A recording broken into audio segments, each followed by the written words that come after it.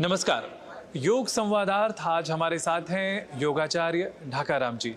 नमस्कार आपका। नमस्कार। योग को हम मानते हैं कि यह शरीर के सौष्ठव के लिए बहुत अधिक लाभप्रद होता है और साथ ही साथ यह भी कहते हैं कि मानसिक शांति में भी योग का बड़ा योगदान है और साथ ही साथ यह भी एक मान्यता है कि आध्यात्मिक चेतना के विकास के लिए भी योग की बड़ी महत्ता है। तो मैं इस बारे में आपका अनुभव जानना चाहूँगा। मुझे लगता है कि योग जो है हमारे शरीर के सौष्ठवता के साथ मन का सौष्ठव और हमारे आत्मा का सौष्ठव भी करता है जी।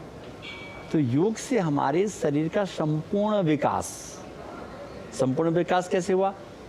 शरीर से, मन से और आत्मा से। तो पहले हम शरीर पर आते हैं। जब हम विभिन्न प्रकार के आसन और क्रियाएं करते हैं तो शरीर की सौष्ठव बढ़ने के साथ शरीर के प्रत्येक जॉइंट्स के लिए, प्रत्येक मांसपेशियों के लिए और मैं कहता हूँ शरीर के प्रत्येक अंग प्रत्यंगों के लिए योग आसन बहुत ही महत्वपूर्ण है।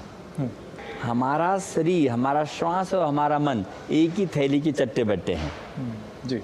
जब हम प्राणायाम करते हैं तो हमारा मन शांत होता है, श्वास की लंबाई बढ़ती है। तो कहते हैं ना प्राणायाम, प्राण का आयाम करना, प्राण शक्ति को बढ़ाना, प्राण ऊर्जा को बढ़ाना। जब हमारा प्राणायाम करते हैं तो हमारा मन का शुद्धिकरण होता है, जिससे आसनों से शरीर का शुद्धिकरण।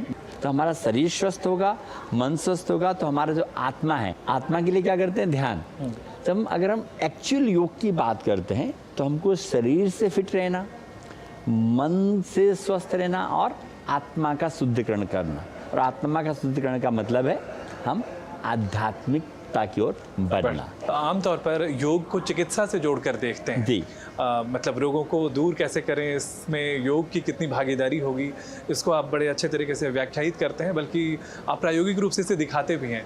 वो किस तरीके से? मेडिकल योगा का कहना है कि जहाँ पर भी हमारे शरीर में प्राण शक्ति की कमी होगी, प्राण ऊर्जा की कमी हुई या प्राण वायु की कमी होगी तो वहाँ पर बीमारियाँ उत्पन्न हो जाएंगी जी।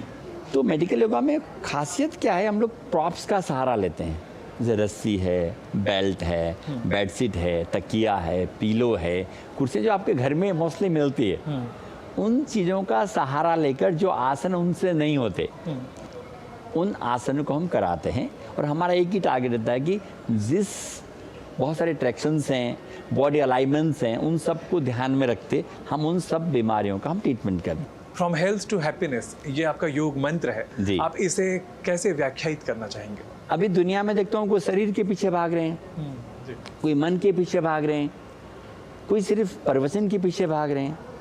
तो इन सब का संगम होना चाहिए। योग सबका संगम है जी।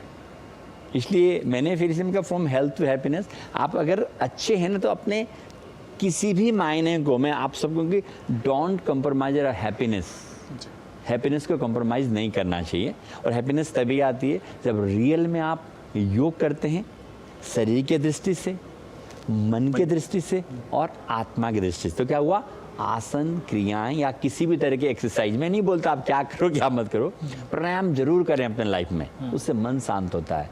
अगर आपका 1 घंटे का प्लान है तो 15 से 20 मिनट प्राणायाम को जरूर दीजिए। और मैं तो यहाँ तक कहता हूँ आपको कुछ जाना ही नहीं, प्राणायाम आपको नहीं आता मत करिए। आंखें बंद करके